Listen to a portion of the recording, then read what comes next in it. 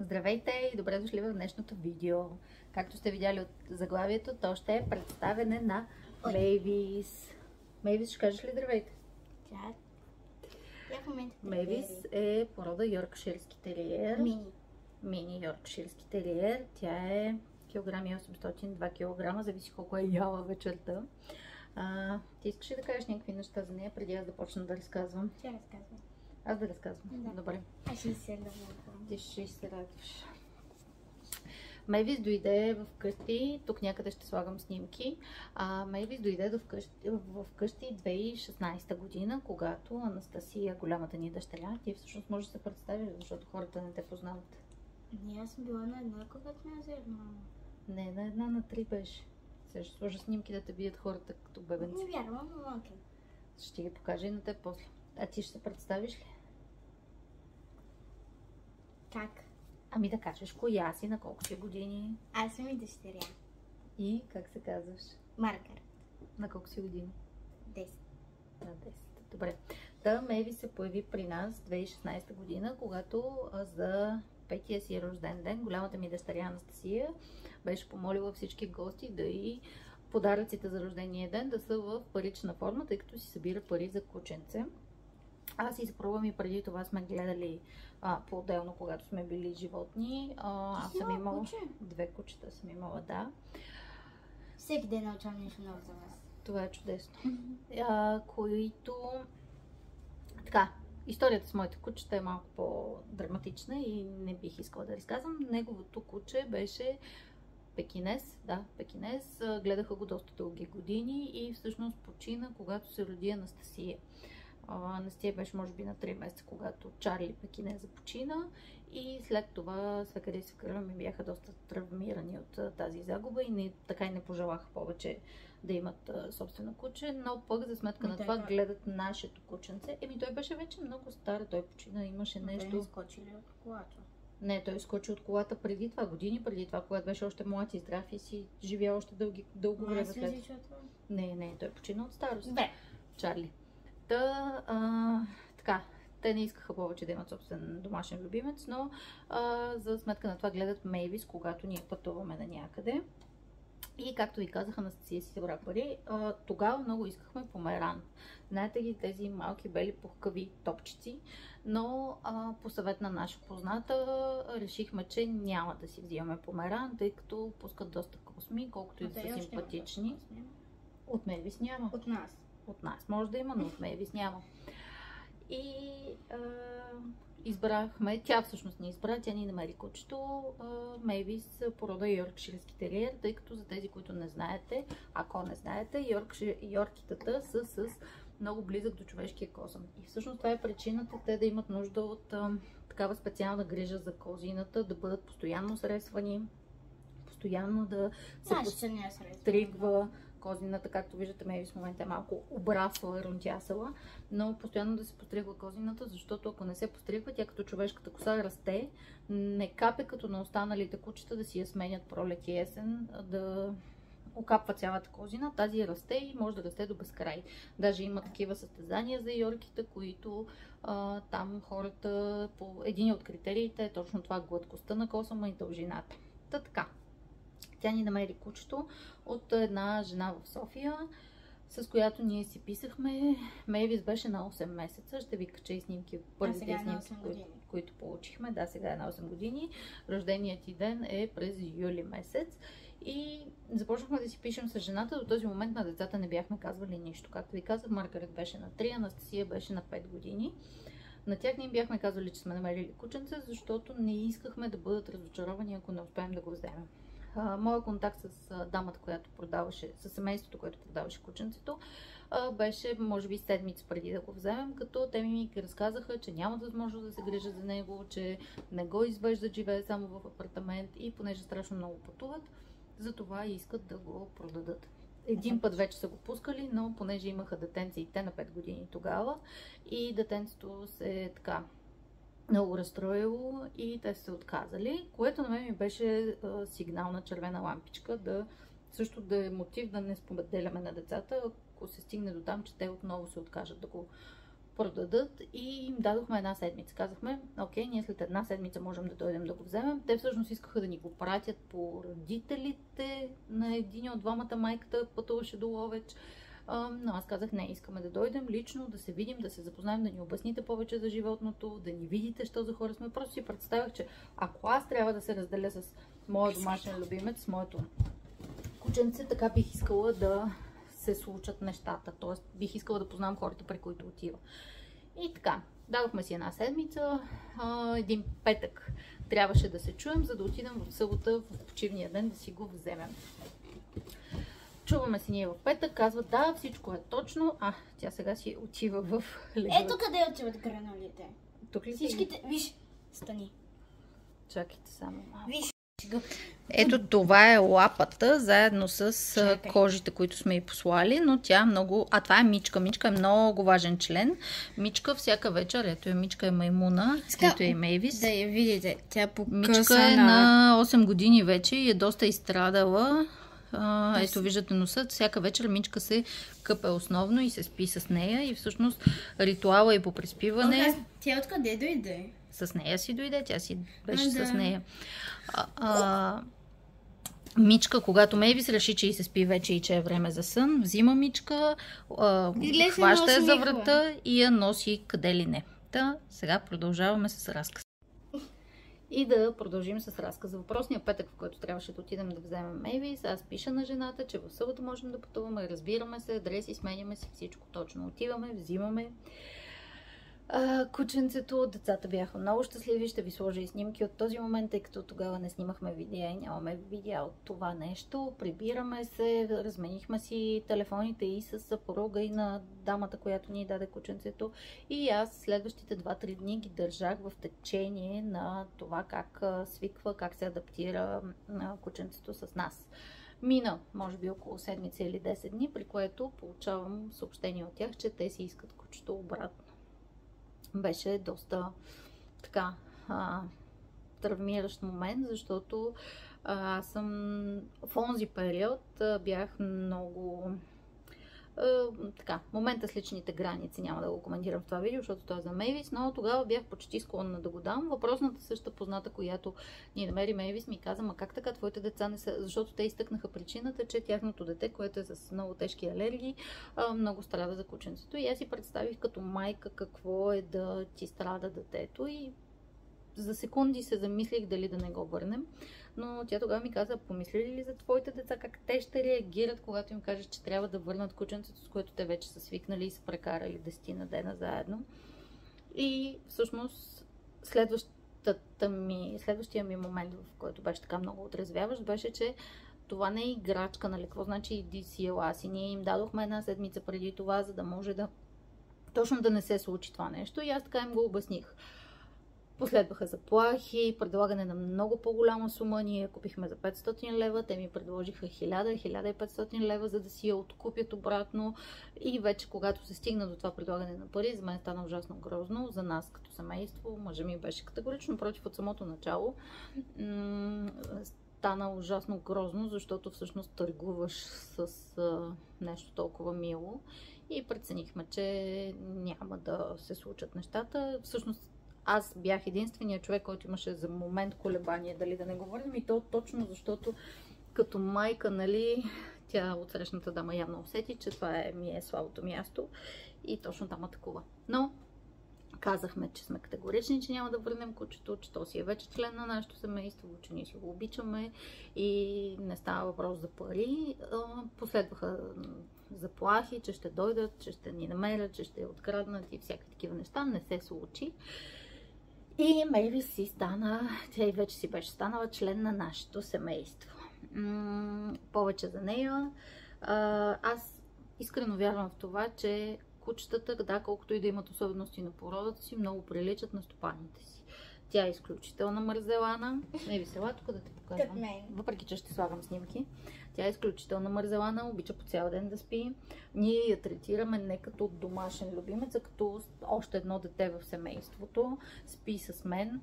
Момиче. Спи на спалнята, но спи от към моята страна и когато аз не съм си вкъщи по някакви служебни задачи пътувам и е много странно, отива при съпруга ми, ляга при него, но и е нещо различно и така.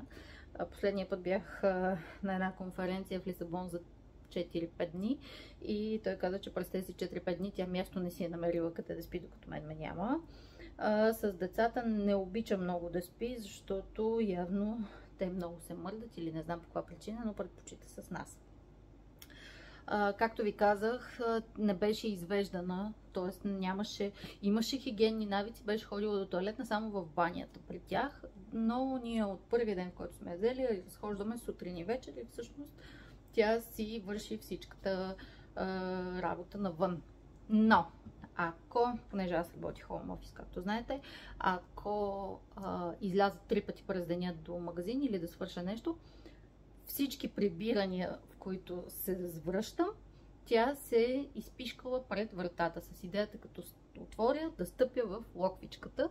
Това е в знак на протест, защото не съм я взела с мен. Ако я разнасям с мен по задачи, няма никакъв проблем, няма да пишка въобще вкъщи. Като храна, ще отиш ли да дадеш ликимата? Той е в шкафа. Ликимата. Ще вземем и това, което тя най-много го мрази. Добре, кое мрази най-много? Да. Като храна се храни предимно само с гранули, освен във времето, в което я гледа се кърми, там си хапва пържолки и всякакви други неща. Купихме и такава една играчка за развитие на кучешкото търсене и въобще за поддържане на кучешката природа на такива домашни любимци, които нямат много връзка с други кученца. Това е да си, ето тук се отваря, пъхат се гранулки и всъщност кучето трябва да търси къде са гранулките, да ги намери, да ги извади, да стимулира тези сензорните си усещания. Ама ликимата дай. Може ли да покажа рисунката? Може да покажеш рисунката. Къде е ликимата? Там при чиниите. До дъските за рязане. Да, както казах, се храни само с гранули. Капризна е, обича гранулите и да са с месо. Много често и правим и на такъв ликимат, който е за стимулиране на усещането на езика, на сензорната функция на езика. И размазваме барв храна. Седнете, моля, че ви се виждат само гъщите. Размазваме и барв храна, върху която най-често слагам конопено семе, замразен кефир. Всичките рецепти за ликимат съм взела от тиктока на Живот с куче. Много полезен тикток. Петър и Арчи. Поздрави на тях. Не се познаваме лично, просто наистина много полезен тикток канал има тяхната стопанка. Та, както казах, обича гранули, които са с сьомга. Най-вече гледам да взимам висок премиум клас от сорта на Брит, Енди и още не помня другите. Да, ето това е един кефир, който сега ще сложим. Ма тя само кефир няма да иска да го... гранулите да извадим? Да го хапва върху ликимата, който е замразен. Ето сега ще обърна да видите. Ето. Ето кефирчето, което замразяваме под формата на сърце и тя много често го ближе, но сега е разсеяно от всичко, което сме предоставили тук. Маги, ние го давай, тя ще си го ближе. Да, така можеш да си седиш и да си те ближи. А иначе, ето това и е купичката за храна и вода, които са празни в момента. Маги ще иди да ги напълни, докато аз продължа да ви я разказвам. Всъщност, може би е интересно да кажа откъде дойде името Мейвис. По това време, когато и детенцето на първите собственици и нашите бяха на около 5 годинки, излезе филма Хотел Трансилвания. И за тези, които сте го гледали, знаете, че дъщерята на граф Дракула се казваше Мейвис Дракула. И децата тогава бяха фенове и така си остана. Много симпатично име и на нас много ни хареса и си остана с него. Мейвис има 2 операции от херния, може би в рамките на 3 години. Първата беше доста тежка, в смисъл доста тежка като приемане, защото беше за пръв път я вкарвахме в операция, не знаехме какво да очакваме. Аз бях човек, тъй като децата бяха на училище, съпруга ми на работа, аз бях човека, който я закара. И няма да забравя как влизам в клиниката, оставяме, ние бяхме оговорили всичко вече. И в деня на операцията влизам, оставям я и питам хората, които правят докторите, какво следва от тук нататък, и те ми казват: ми приберете се и самолета за нея. И мен нещо ме стегна в гърлото. Слава Богу, операцията мина прекрасно, тя се възстанови, нямаше никакъв проблем. Но 3 години по-късно хернията се появи отново. И това беше тази зима, зимата беше, когато решихме, че всъщност можем да я и кастрираме. Никога не е седял пред нас въпросът да я размножаваме с цел да продаваме кученца. Не, просто знаем, че е по-добре за женските, когато веднъж вече са родили. Но предвид, че тя е мини Йорки и е много маничка, там има много условности и ограничения. Мъжкият трябва да е с 75% по-малко, т.е. 75% от теглото на женската трябва да е мъжкия, за да може да не я щупи като се качи върху нея.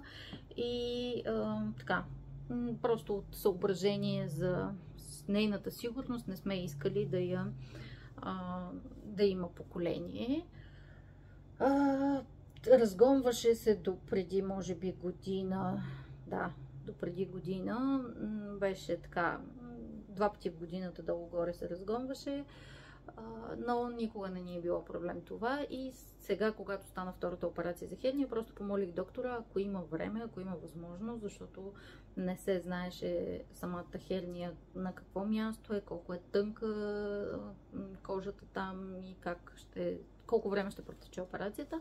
Но го бях помолила, ако има достатъчно време, упойката и не е застрашаващо за нея по никакъв начин, да направят и кастрацията. И той след това, когато вече я взехме, каза, че стигнало е времето, направили са кастрацията и добре, че се направили, тъй като вече са били почнали изменения по половите органи и всъщност такива образования тип ракови са тръгнали да се формират, така че това нещо го свършихме.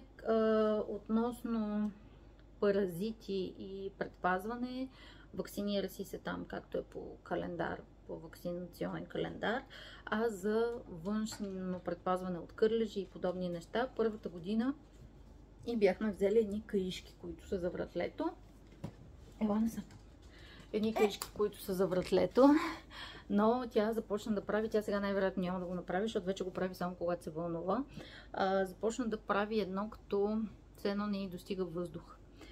Едно между хъркане и е такова едно нещо. Тогава не знаехме, взехме втора каишка там след определени период от време и когато взехме втората каишка и аз започнах да я водя по ветеринари, защото тя го правеше доста често, изглеждаше все едно не изтига въздух и всеки момент ще си отиде от нали, няма да може да диша. Тогава ни казаха, че най-вероятно тя е развила астма от тези каишки и трябва да спрем с тях и да измислим друг вариант. Ползвали сме различни видове хапчета, инжекции и какви ли не други неща. Не бяхме доволни от нищо толкова много, че да продължим с него. И всъщност последните 2-3 години, откакто ползваме етерични масла за всичко вкъщи, и тя ползва етерични масла. Даже на последната операция, сега, когато беше на хернията, след това и мазах белезите за възстановяване, за болка и така. Но всъщност и предпазването от кърлежи става с етерични масла. Разбира се, според разреждането за кучета и така нататък. Друго за нея... Да, има си дрежки най-различни, най-вече за зимата. Има си и няколко панделки. Както виждате, малко рошевичка и не съм толкова педантична с рясването. Девойките също. Но си е нашето трето дете и не знам, не си представям. Мислила съм си, още когато я взимахме, си мислех за момента, в който ще се случи да се разделим и как ще го приемем, но надявам се той да е възможно най-дълго във времето. Имали сме една ситуация преди, може би, втората година, на 2 годинки, когато беше. Прибираме се, една приятелка идва да караше момичетата на плуване, идва да ги остави. Мейвис. Аз съм излязла от къщата, пресякла съм пътя и приятелката ми е спряла от другата страна на шосето. Не съм видяла, че Мейви се излязла след мен. Мислех си, че е останала вътре в къщата, при което ние сме от другата страна и тя тръгва към нас с децата. В този момент минава кола. Това е една голяма улица. Тогава това става в къщата на родителите ми. Те живеят на голям булевард. Мейви сминава, завря се под колата, чуха се само едни писъци, крещене, свистене, едно такова. Човека съответно пък наби спирачки. Малко след това спря, тя излезе, беше всъщност спаси я, за да не пострада и да остане жива и да няма никакви наранявания, и я спаси единствено факта, че е много малка и цялата й височина се е събрала под колата. След което той слезе, накара ми се и беше в абсолютното си право. Беше доста също стресираща ситуация, но тогава оцеля и все още си с нас. И, тук е хубав момент да кажа, че с всички други излиза на каишка, само с мен излиза без каишка, защото просто ме слуша достатъчно. Някакси така си ни е научила, че и с децата, и с Милен излиза с каишката. С мен не е нужно да ползва каишка.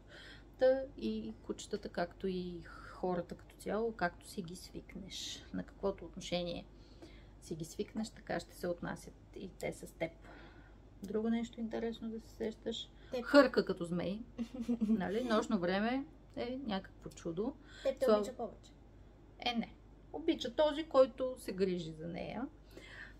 Няма някакви особени... Да, към спането има предпочитания за мен, но иначе много лесно е за крадене. Така че да не ви давам идея, ако не видите някъде, но в момента, в който я гушнеш и тръгва с теб и няма никакви претенции с кого е, случва се да оставяме и на приятели да я гледат, въобще не разбира. В смисъл няма проблем с това, че са непознати хора и нещо да страда. Къпе се почти всяка седмица, гледаме на 2-3 седмици. Къпе се с човешки шампуан. Ние ползваме шампуани с етерични масла. Знам, че има за кучета, но при положение, че нашата козметика е изключително чиста, пак казвам, ползваме шампуани и балсами с етерични масла. Предпочитам да ползваме нея, отколкото да залагам на специалните, които са за кучета, които не знам какво има вътре. Трябва да правя отново сериозно проучване. Тези съм си ги проучила и съм си окей с тях. И няма едно нокърче на крачето. Първата година, когато беше с нас, не едно няма, изцяло няма зародиш, когато го изтръгна. Но пък иначе си е много прекрасна. Май, това беше за Мейвис. Мейвис, нещо ще кажеш ли? Поне на лавде. Имаме пиле. Ние му викаме пиле, а то всъщност е вълнист папагал. Бела. Къде е Бела? Къде е Бела? Чакай, аз го правя по-добре. Само се закачвам. Значи сега. Бела. Да, чуе ли Бела и веднага тича към Бела, към клетката на Бела. Ще ви я покажем и нея. И иска да си играе с Бела или по-скоро може би... ще направиш ли видео за Бела ли? Да. Искаш ли да направя? Да. Защото Бела си е твоя папагал, дали? Да.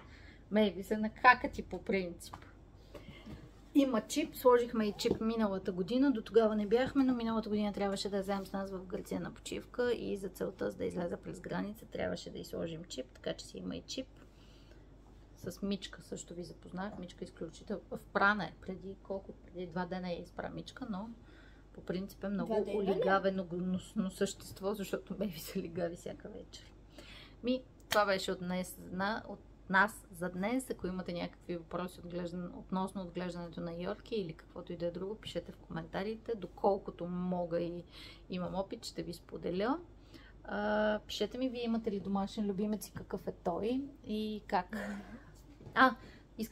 Пропуснах, докато си мислех какво ще говоря във видеото, си мислех да ви кажа колко много се промениха децата, откакто взехме кучето. Те не го помнят, защото са били много малки, но те станаха по-любвеобилни като цяло и въобще състрадателни и мили са животните, особено голямата ни дъщеря и малката и тя види ли животно навън, задължително тича да го пипне, да му се порадва, ако пък има някаква травма, винаги иска да го спаси и така. Така че за нас... Аз искам зоопарка, ама Да, Маргарет, ако има как да си направим зоопарк вкъщи. С всичко. Какво искаш да има в зоопарк? Всички животни. Добре, то не може всички, дай някакви примери. Кои са ти най-топ 5 животни? Значи, зайче, Така. хамстърче, оня, как се казваше? Кой? Малката мишка.